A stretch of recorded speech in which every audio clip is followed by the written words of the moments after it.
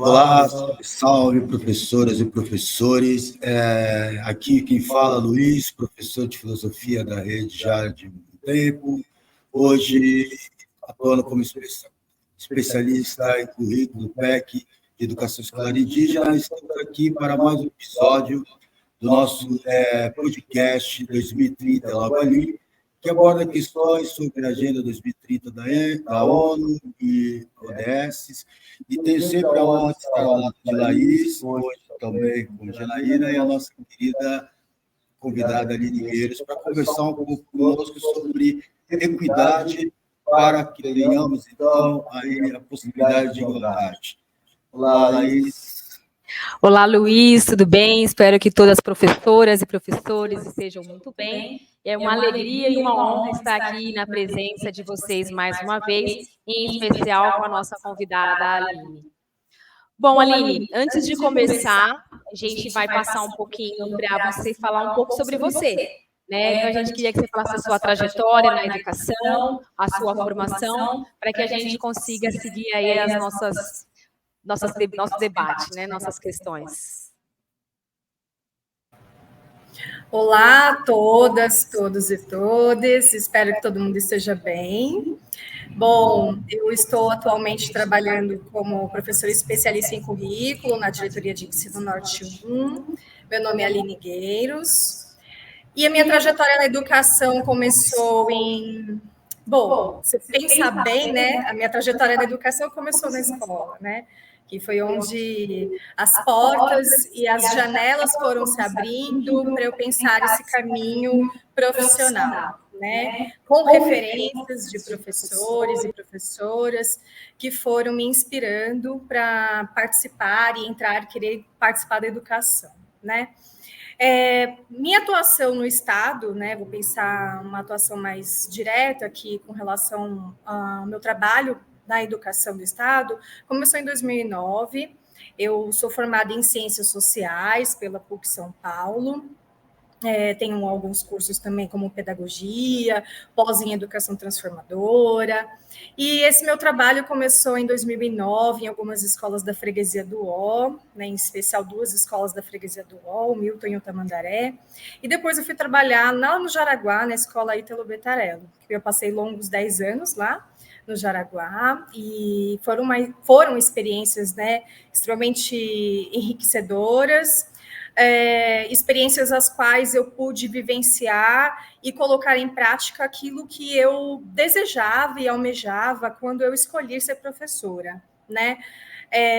Foi uma escolha muito consciente, foi uma escolha também pensando muito em retornar para a escola pública aquilo que eu havia aprendido, porque foi o local de onde eu saí também, foi escola pública, estudei a vida toda em escolas públicas, inclusive da diretoria de ensino Norte 1, e aí, né, eu consegui desenvolver alguns projetos que foram muito importantes, assim, tanto no meu desenvolvimento profissional como professora, quanto como pessoa, né, essa construção de projetos junto aos estudantes, então, assim, foram atividades e ações que foram muito significativas para mim, profissionalmente falando. Então, estou aí há 14 anos, né, lecionando aqui no Estado e na diretoria de ensino Norte 1. Muito bom, muito bom. Que legal. Eu acabei esquecendo, nós estamos então aqui hoje também, além de eu e o Luiz, na equipe do podcast agora nós temos também a professora Janaína. Então, Janaína, por favor, se apresente para nós. Olá, sejam todos bem-vindos, né, para essa conversa, essa roda de conversa. Eu sou a professora Janaína Jardim, sou professora de História, estou aqui como especialista do currículo de História. É um prazer, né, compartilhar com vocês esses saberes, esses conhecimentos e aprender um pouquinho mais aqui também com todos vocês. Já muito bem-vinda, Janaína. Obrigada. Vamos iniciar o nosso bate-papo com a nossa ilustríssima convidada, Laís. Bom. Falando de Agenda 2030, então nós temos 17 Objetivos de Desenvolvimento Sustentável, como nós já falamos anteriormente. E um dos objetivos é o ODS 5. Nesse ODS, a gente vai falar sobre igualdade de gênero. E aí a gente queria que você falasse um pouquinho para a gente, Aline, qual a diferença entre igualdade e equidade de gênero?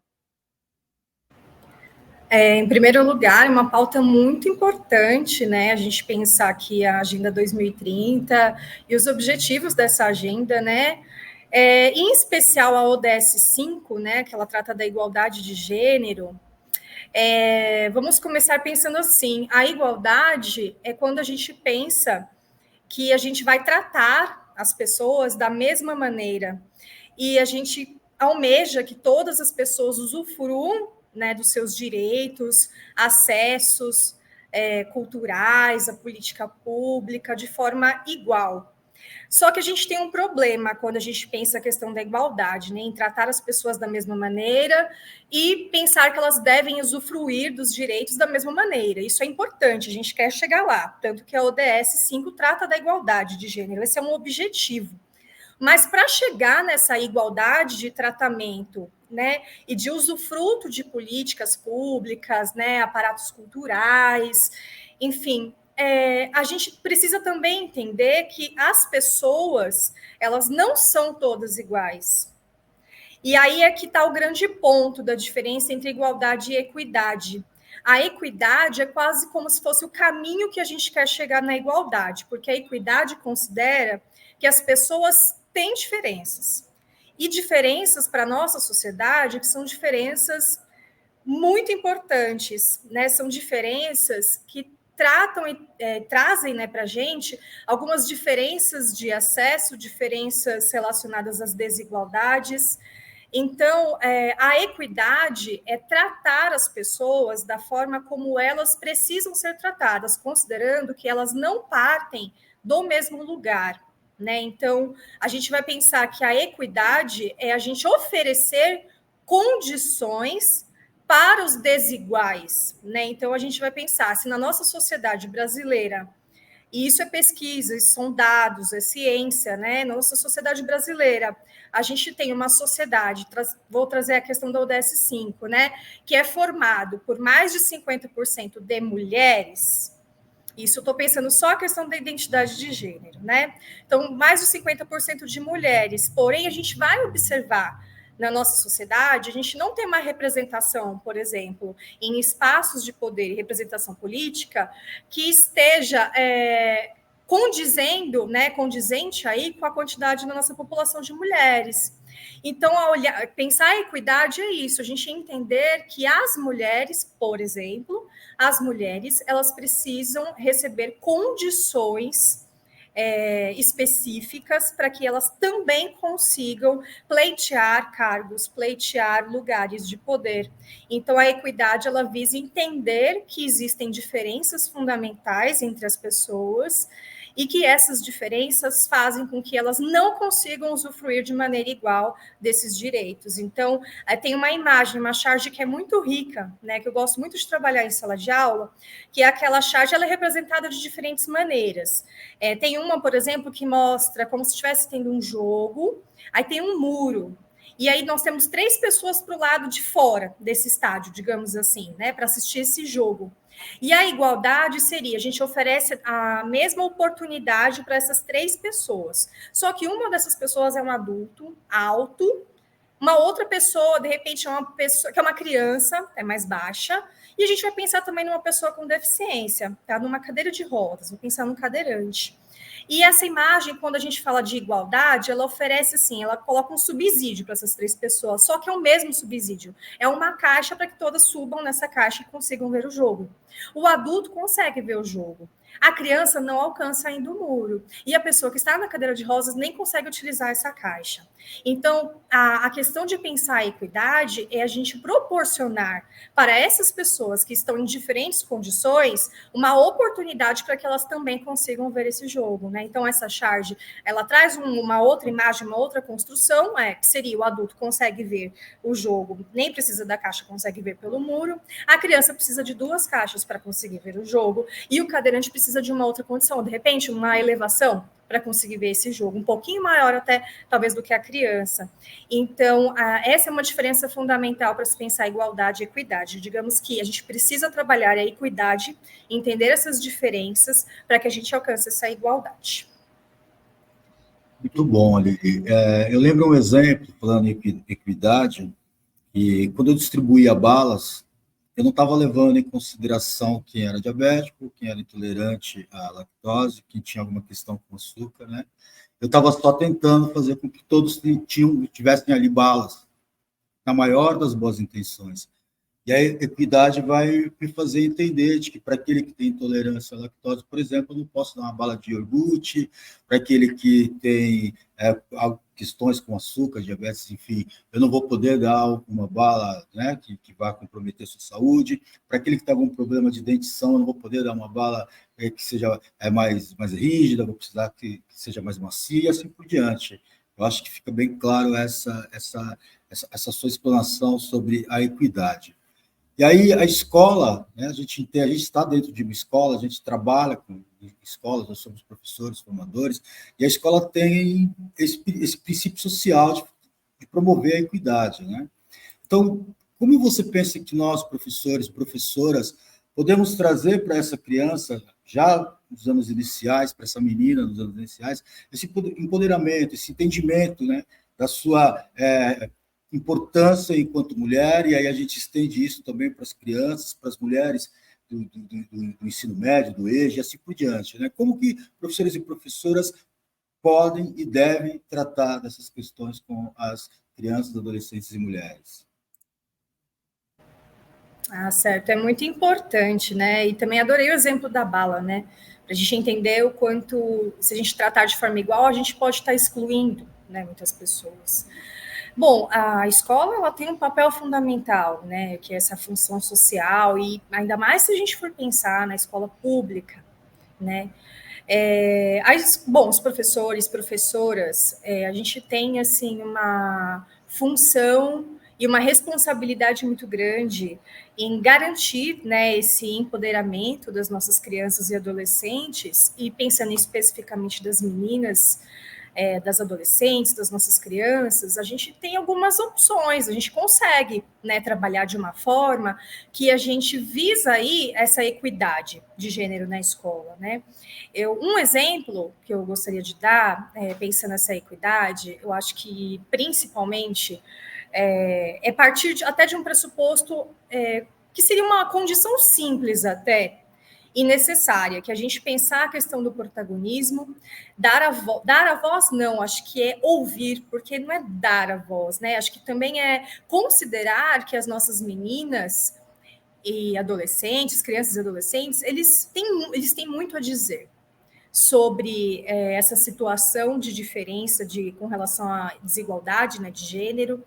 Então, acho que permitir, né, esses espaços, proporcionar esses espaços para que essas meninas e mulheres falem, né, pensando aí também a educação de jovens e adultos, e falem sobre as suas condições e tenham espaços que sejam garantidas as suas vozes, né? Um exemplo que eu acho muito importante é a gente pensar essa representatividade dentro do Grêmio Estudantil, né? O Grêmio Estudantil é um colegiado extremamente importante na escola, de protagonismo juvenil, né? E a gente precisa pensar essa composição dessas chapas. Eu acho que isso é um passo muito importante. A gente precisa aí fomentar essa conversa na escola para que elas pensem essa composição de chapa, que a gente precisa ter essa representatividade feminina, né? Por exemplo, né? Acho que isso é um dos exemplos que a gente pode pensar nesse empoderamento. Outro que eu acho importante é reconhecer que a gente tem diferenças de gênero, né? Que essas diferenças, elas não ficam atrás dos muros da escola quando as nossas crianças entram para dentro da escola, né? Então, essas diferenças, elas entram junto, né? Todos os preconceitos relacionados ao gênero, eles entram para dentro da escola e eles são reproduzidos, muitas vezes, por meio de violências que não chega a essa violência física, geralmente a violência que a gente mais presta atenção é a mais visível, mas ela é reproduzida naquele cotidiano escolar, né? Por exemplo, aquela divisão, se a gente vai pensar nos anos iniciais, que eu acho fundamental, a divisão das diferenças de brincadeiras entre crianças, né? As brincadeiras de meninos, ou os brinquedos de meninos e brincadeiras e brinquedos de meninas.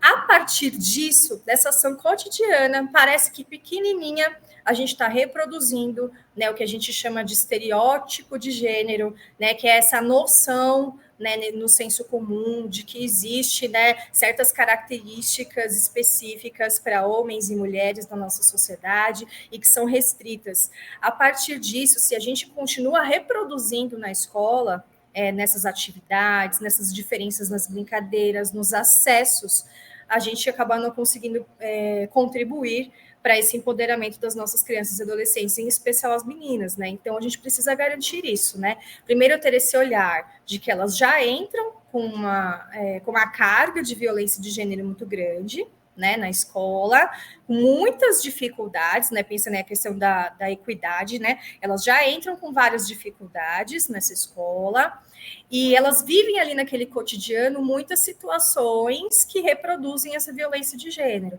Então, nós, professores e professoras, nós temos aí um papel fundamental em quebrar, né, essas violências que já chegam dentro da nossa escola, né, anteriormente. Não é fácil, mas é muito importante que a gente faça. Pensando no espaço escolar, Aline, como que as unidades podem trabalhar essa questão da violência, né, todos os tipos de violências contra todas as mulheres, né, além das estudantes, as professoras, que essa violência ela é normalizada na nossa sociedade, né? Então a gente pensa aqui no estudante, mas muitas vezes existe também a violência contra as professoras, né? E quais são os lugares que essas mulheres ocupam dentro da escola? Então elas estão em cargos de gerência, elas estão na direção, ou elas estão apenas em cargos de cuidado, né? A função, essas microviolências, né, contra a mulher, elas são lidas também como apenas cuidadoras ou como intelectuais que estão ali, né, oferecendo um trabalho de aprendizagem com os alunos. Então, assim, como que as unidades podem trabalhar essa questão de todas as violências contra todas as mulheres que estão presentes nas unidades escolares? Nossa, Janaína, acho fundamental, né? Você também trazer luz para essa violência que as profissionais sofrem, né? E aí eu comecei falando dessa representatividade lá na questão sobre igualdade e equidade. A gente tem uma maioria de população mulheres, mas quando a gente olha para os cargos de comando, cargos de poder, a gente não tem essa representatividade, né? E a educação, ela é composta, né, na sua maior parte, por mulheres também. Porém, a gente vê esses cargos, né, de direção de escola, de supervisão de ensino, ainda muito ocupado, majoritariamente por homens também, né? Para a gente ver como a desigualdade ela aparece ali, né? Ela é muito escancarada, né? Eu penso que a escola, né? Ela tem um papel fundamental no combate e no trabalho sobre violências, né? Violências de gênero aqui em especial. Eu acho que o primeiro passo da escola em se trabalhar a questão da violência, primeiro é fundamental que a escola trabalhe sobre a questão de violência. E por que é fundamental? Primeiro, porque a escola precisa reconhecer que existe essa violência, acho que esse é o primeiro fator, né? E é fundamental porque, por exemplo, a gente tem algumas pesquisas, né, que trazem ainda, por exemplo, a gente tem uma pesquisa chamada, que é do PLAN International, de 2021, que foi feita uma pesquisa com meninas, né, estudantes, e elas apontaram que a escola é o principal local em que elas sofrem violência de gênero, tá? Um dos principais locais, porque a gente vai pensar que a casa é outro local que as meninas e mulheres, né, estão extremamente desprotegidas no Brasil, né? E tem um outro dado que, assim, essas meninas que responderam essa pesquisa, né, mais de 53% delas, né, são meninas de 14 a 19 anos, elas falam que não consideram o caminho da escola como um caminho seguro. Daí a gente pensa, né, qual a importância da escola trabalhar a violência? Primeiro, em reconhecer que ela existe, né? Então a gente já entende que essas meninas, para chegar à escola, elas já passaram por um caminho inseguro, então elas já enfrentaram um desafio para conseguir chegar e estudar na escola. Na escola, elas estão sofrendo violência de gênero cotidianamente. Então, todos os dias, elas estão ou escutando algum comentário, alguma piada que trabalha, que mexe com a autoestima delas, e mexe com a questão realmente da segurança física e da integridade física dessas meninas e mulheres. Então, a escola precisa, primeiro, reconhecer que essa violência existe e está presente em sala de aula, nos corredores da escola, nos banheiros da escola, principalmente se a gente for pensar em mulheres trans, né? Porque aqui a gente precisa fazer alguns recortes e pensar a questão da interseccionalidade, né? Além das meninas e mulheres cis, que são pessoas e que se reconhecem, né, com órgão sexual, né, considerado, né, feminino na sociedade, então são as mulheres e meninas cis, a gente tem as mulheres trans também, né? Então as mulheres trans, elas sofrem então aí triplamente, né? Porque são pessoas aí consideradas, né, uma população LGBTQIAPN+, que sofre aí já um preconceito somado, né?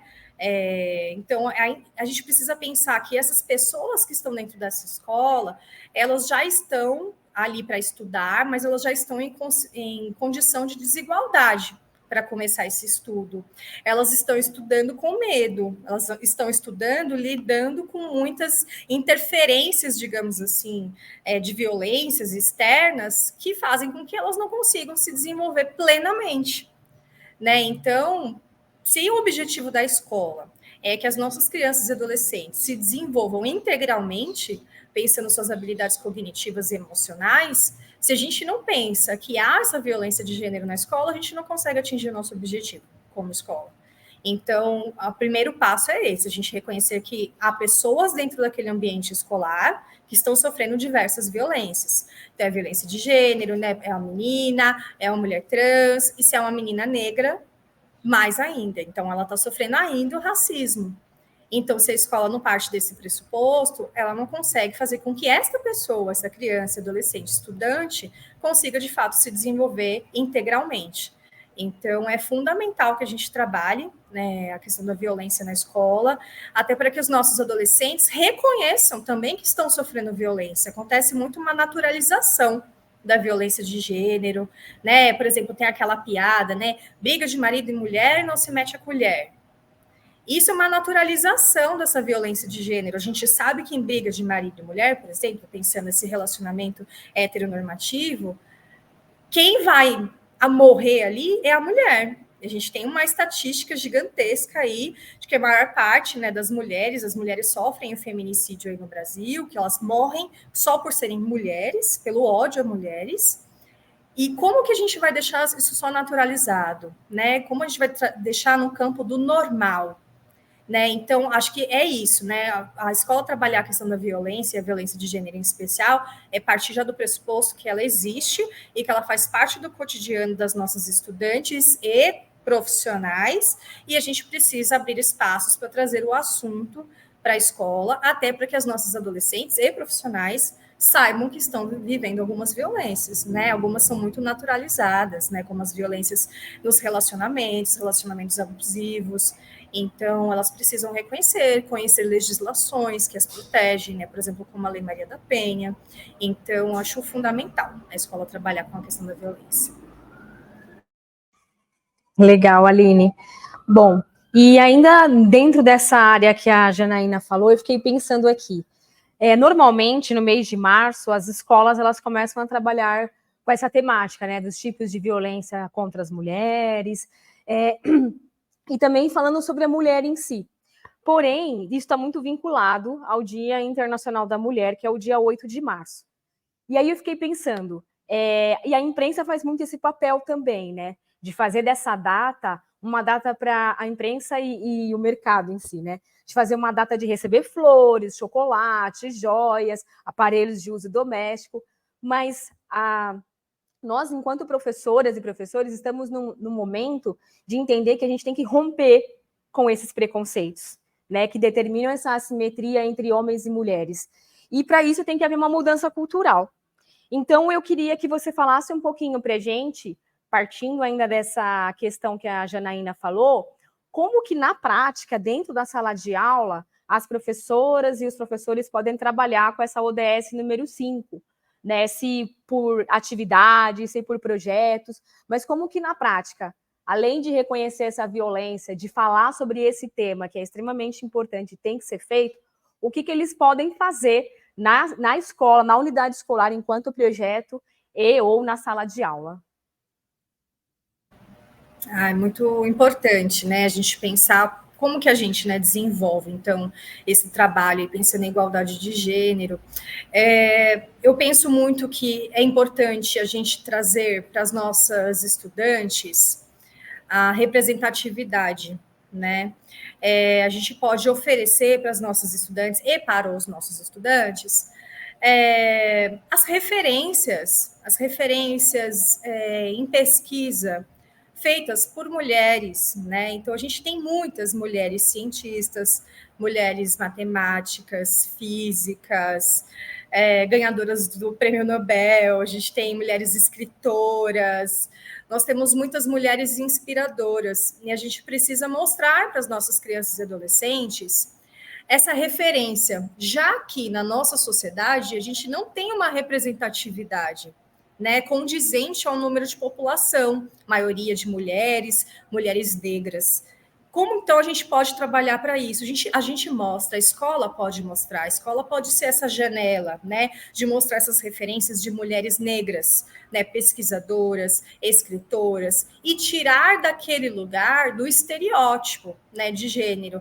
O estereótipo de gênero na nossa sociedade que é construído para se pensar que mulheres ainda, né, ocupam ou têm uma habilidade nata com relação ao cuidado, como a Janaína trouxe, né?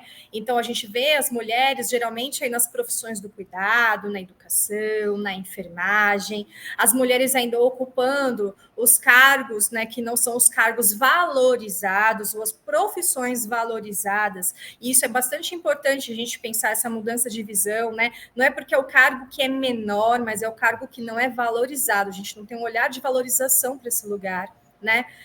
Então, a gente mostrar para as nossas crianças e adolescentes de que nós temos aí mulheres que inspiram e mulheres que ocupam outros lugares, que produzem, que estão em cargos, né, de comando, de decisões, de criações, de legislação, enfim. Então, acho que um trabalho é mostrar essas referências, né? Acho que outro trabalho também é desmistificar e quebrar essa naturalização dos estereótipos de gênero nas atividades das escolas. Eu acho que isso é fundamental. Parece pouco, mas não é pouco, cria muito, reforça muito essa desigualdade. Então, por exemplo, a gente ainda vê nas aulas de educação física uma divisão muito gritante, né, no acesso às atividades físicas por meninos e meninas. A gente vê as meninas, né, com algo bem naturalizado, né, ficando mais de canto, não jogando bola, não jogando futebol, não praticando esporte, e vem muito por uma naturalização. A gente escuta até alguns docentes falarem, mas a gente oferece e elas não querem. Será que elas não querem? Ou tem muita coisa por trás disso, né? Por exemplo, elas estão ocupando lá uma atividade física, elas escutam comentários sobre os seus corpos. Isso é uma violência de gênero sofrida no cotidiano da escola, que a gente precisa estar atento. Então, será que essas meninas não querem se exercitar de fato, não querem praticar um esporte, aprender um esporte, porque elas não querem só, ou porque tem muitas dificuldades que elas têm que enfrentar para que elas consigam praticar esse esporte? Né, sem ouvir comentários sobre os seus corpos, que são corpos que estão em transformação, se pensar nas meninas cis, né, as mulheres trans também, que vão sofrer aí também essa violência, né, dos comentários, das piadas machistas, transfóbicas.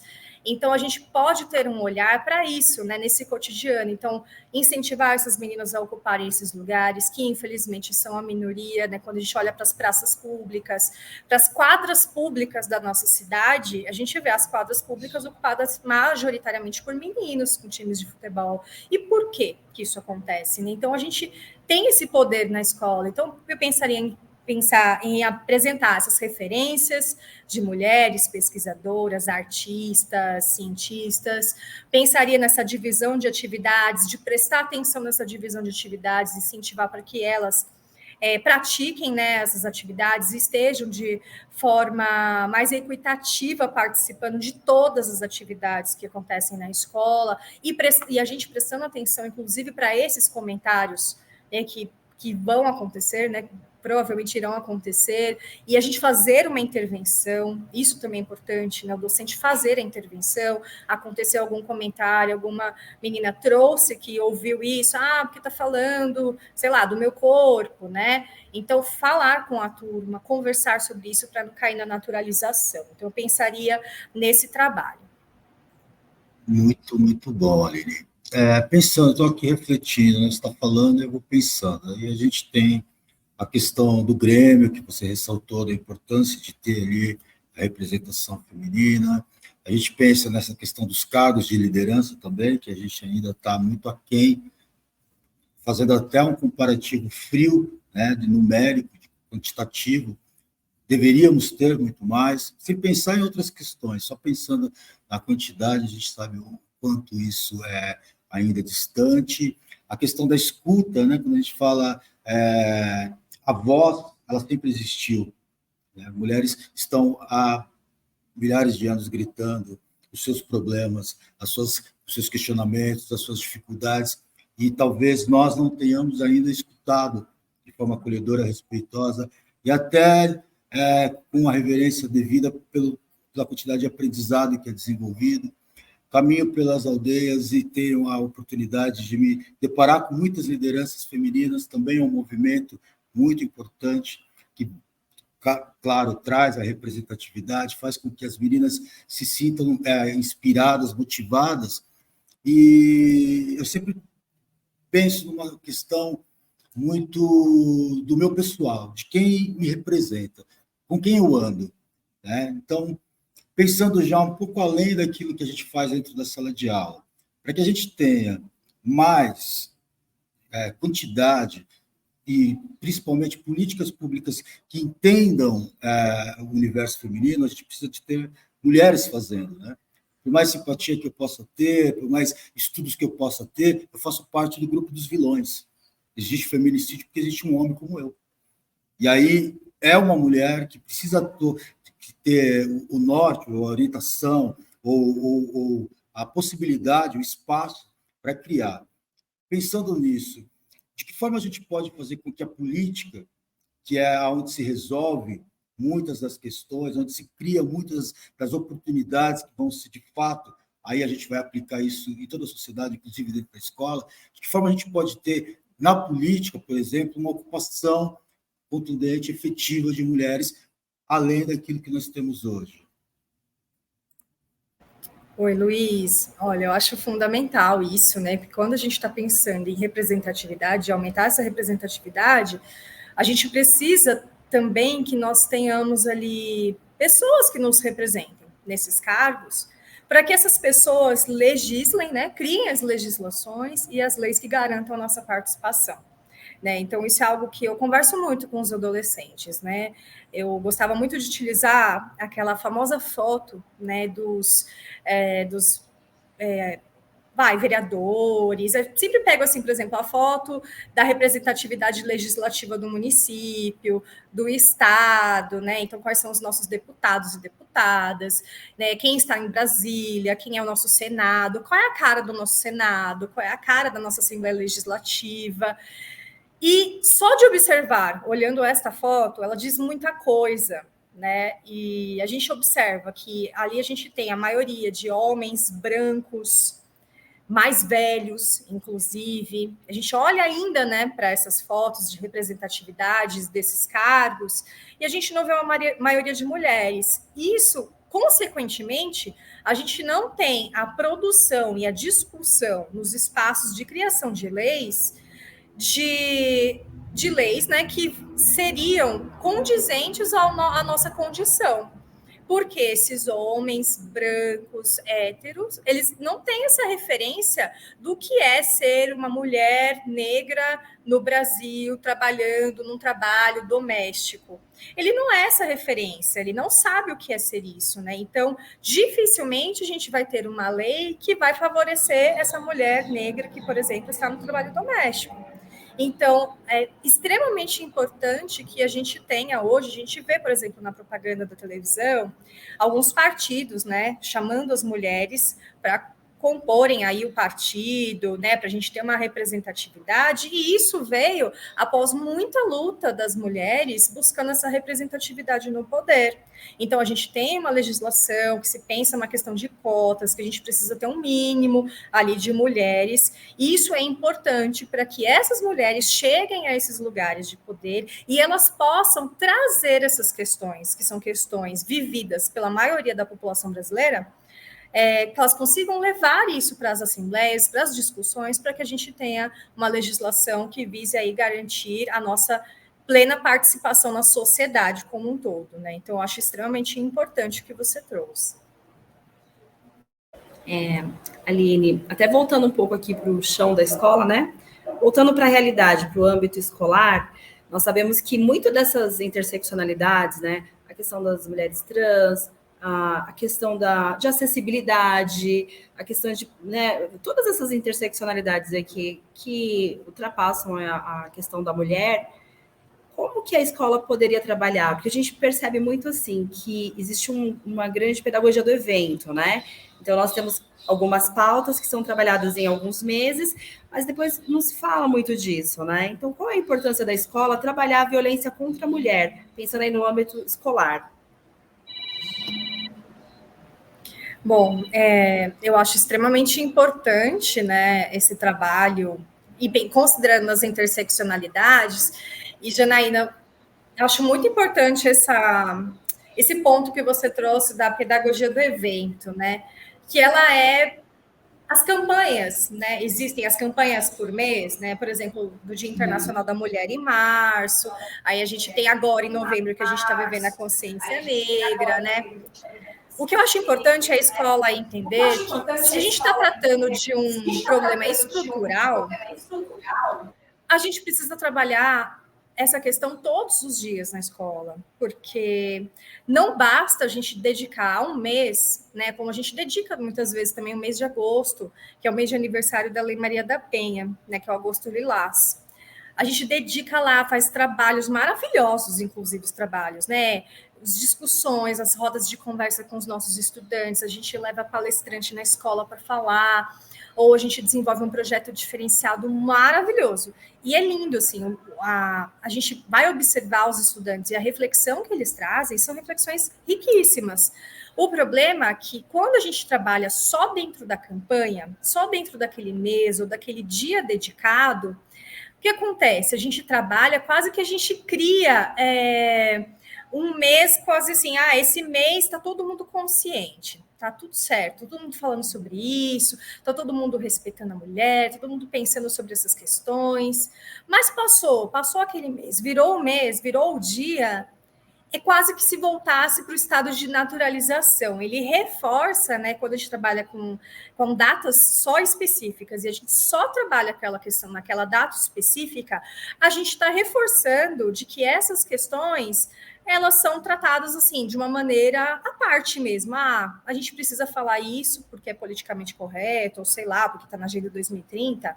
Então, a gente vai falar isso hoje. Mas no restante, nos outros dias, a gente quase que volta para a considerada normalidade. E a normalidade do nosso país é a normalidade da violência.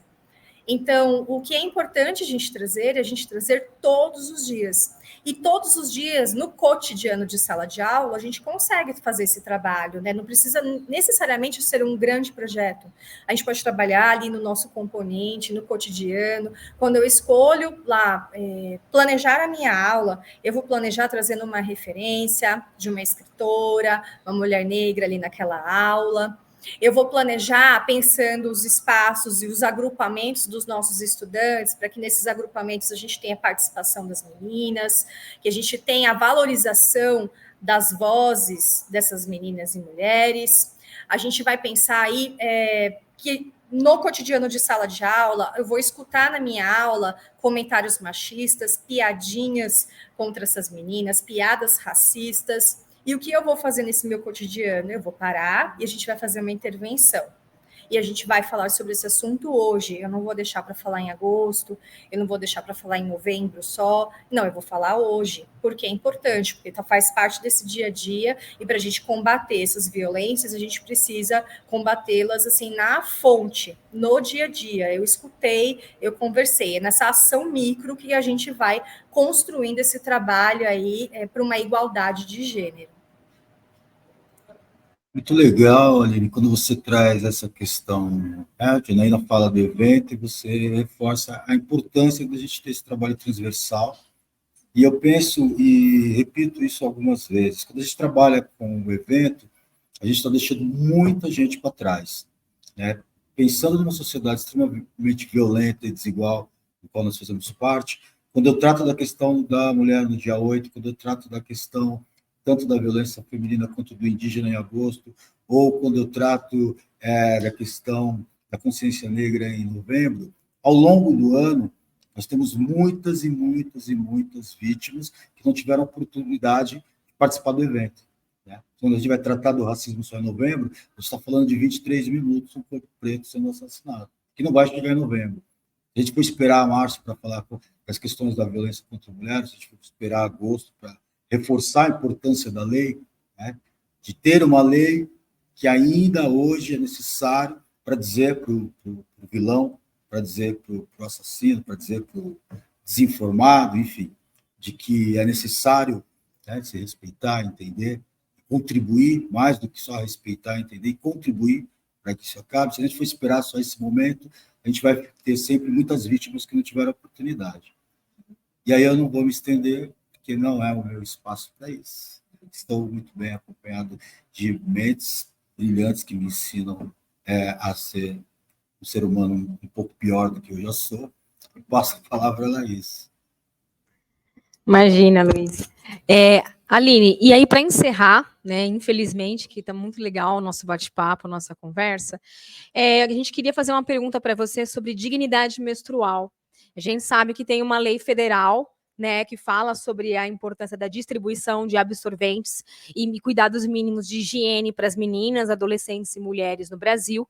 Sabemos também que tem uma emenda que foi sancionada este ano, em 2023, no atual governo federal, garantindo que esta lei efetivamente saia da teoria e vá para a prática. E temos a lei estadual, que institui o programa Dignidade Íntima nas escolas estaduais, ETECs, FATECs. Mas a gente queria que você falasse para a gente um pouquinho o que é essa dignidade menstrual e o que é também a pobreza menstrual. Oi. Nossa, que questão importante, né, Laís? Pensar essa questão da dignidade menstrual. A dignidade menstrual, ela vai falar sobre a questão do acesso, né, a produtos, né, produtos que são necessários para pessoas que menstruam, e aqui eu já vou chamar a atenção também para uma questão muito importante, né, porque não são só meninas e mulheres cis que menstruam, né, então a gente também tem aí outras pessoas que menstruam, por exemplo, os homens trans, muitos homens trans menstruam. Então, a gente vai pensar no global. Então, algumas pessoas menstruam na nossa sociedade, né? E esse fato de menstruar, essa questão, né, natural do nosso corpo, faz com que a gente precise de alguns produtos para que a gente continue participando e realizando as nossas atividades diárias, né? A menstruação, né, que é aquela questão do ciclo, né, do ovário, do útero, que a gente vai perdendo sangue, a gente precisa de um produto, né, que segure, que contém aquele sangue e ele não fique escorrendo sobre o seu corpo. Só que a gente pensa que aqui no Brasil a gente tem uma série de desigualdades sociais e muitas mulheres no nosso país, elas não têm acesso a esses produtos e a condições de higiene ideais para que elas consigam realizar as suas atividades diárias, né, essas pessoas que menstruam. Então, muitas pessoas que menstruam no país não conseguem, né, comprar, por exemplo, o absorvente ou o coletor menstrual. Né? A gente tem uma série aí de produtos diferentes que podem ser utilizados durante esse período da menstruação. Infelizmente, ainda não é acessível para todas essas pessoas. Isso tem um custo, né, mensal todos os meses essas pessoas precisam comprar esses produtos, elas precisam ter dinheiro para comprar, né? Então, não é ali garantido, né? Enfim, entregue, a gente não tem um serviço, apesar que a gente tem algumas legislações que estão aí em busca de garantir, né, essa dignidade, esse acesso a esses produtos, e a gente também vai pensar nas condições de higiene. Muitas pessoas, elas vivem ainda sob condições, né, que não tem saneamento básico em suas casas, não tem água, acesso à água, então a gente tem muitas pessoas que são afetadas por essa questão e não conseguem aí essa acessibilidade a esses produtos e condições de higiene no país. Consequentemente, né, a dignidade menstrual seria conseguir ter esse acesso e manter essa vida digna, ok, você consegue fazer suas atividades sem passar por nenhum constrangimento, né, porque é um constrangimento para muitas pessoas que menstruam, enfim, não ter um absorvente por dia, por exemplo, que não é nem saudável, né, tem que ter uma troca, por exemplo, ou a questão da pobreza menstrual, né, que é esse acesso limitado também a esses recursos. Consequentemente, a gente tem uma limitação de condições. Essas pessoas que menstruam, na sua maior parte, meninas e mulheres, a gente tem um acesso, uma dificuldade de acesso por elas às condições de trabalho, às condições de estudos, né? Então, se a gente for pensar nas estudantes, muitas estudantes deixam de ir para a escola. Por quê? Ou porque não tem, né, o acesso a esses produtos, ou porque tem um acesso limitado, né? Então, o que vai prejudicar, o que elas passam por medo, né, de ter esse sangue ali, se sujar, escorrer pela roupa, a vergonha, porque não se fala também publicamente sobre a questão da menstruação, é considerado, né, colocado num lugar de como se fosse algo sujo. Então, a gente também não tem esse acesso nem a esta informação do que é menstruação, porque essas pessoas menstruam, e ter essa naturalização também, né, enfim, dessa questão. Então, eu acho que é muito importante a gente trazer essa questão da dignidade menstrual, porque se a gente está pensando, eu volto para a ODS 5, em igualdade de gênero, a gente tem aí algumas mulheres e pessoas que menstruam, no geral, que têm dificuldades em participar ativamente da sociedade, sem limitações, sem nenhuma dificuldade, porque não têm acesso ou têm um acesso limitado a recursos para que garantam que elas também possam estar tranquilas em suas atividades cotidianas. É verdade, Aline. E aí, só para deixar vocês já na expectativa, nós vamos ter um episódio que vai falar sobre a educação nos presídios, e nesse episódio, uma das coisas que a gente pretende retratar é essa questão. Presídios que foram feitos para corpos masculinos, e aí como ficam as mulheres, sejam cis ou trans, que estão nesses espaços. E aí um dos temas é essa questão da dignidade menstrual, que é bem latente, né, nesse espaço. Bom, Aline, então eu gostaria de deixar aqui meu agradecimento, né, pela sua participação, pela sua disponibilidade, pelo conhecimento e pelas palavras que você trouxe para a gente aqui hoje, para nós que estamos aqui, para as professoras e professores da rede, em específico da Norte 1. Então, muito obrigada pela sua participação, pelo seu comprometimento. Gostaria de passar agora para a Janaína. Muito obrigada aqui pela participação, aprendi muito hoje, Aline. Me sinto extremamente honrado em fazer parte desse momento, dessa troca de ideia. Aprendo absurdamente com vocês. Verdadeiramente, me torno um ser humano melhor com a convivência. Isso é um fato que eu prezo muito na minha vida. Agradecer demais a Aline. Precisa vir também numa outra oportunidade para tocar percussão, mas é outra ideia que a gente traz. Não vai ter uma ODS que fale disso, mas a gente inventa. E é isso, sempre honrado, Laís. Eu gostaria muito de agradecer essa oportunidade de trocar com vocês. É muito importante que a gente, né, traga essa luz para essas questões extremamente relevantes para o nosso trabalho nas escolas, nosso trabalho na educação, né, pensando nessa busca dessa igualdade de gênero, né. Uma coisa que eu não falei, mas eu acho importante reforçar, né, que essa violência de gênero, ela atinge os homens também, né. Atualmente estou trabalhando aí no Conviva, e muito se fala na violência nas escolas, né, dos meninos envolvidos aí em brigas, em agressões, os meninos que não se abraçam, eles se batem, e esse não se abraçar, esse se bater, ele também tem uma raiz aí nessa violência de gênero, né? Aos homens também é imposto um estereótipo, né? Um papel de gênero, que é um papel de gênero em que ele deve ser, aspas, o macho, né? Ele tem que ser o forte, ele não pode ser sensível. Isso também atinge toda a nossa população, né? A gente está pensando nas mulheres, mas atinge os homens também, né?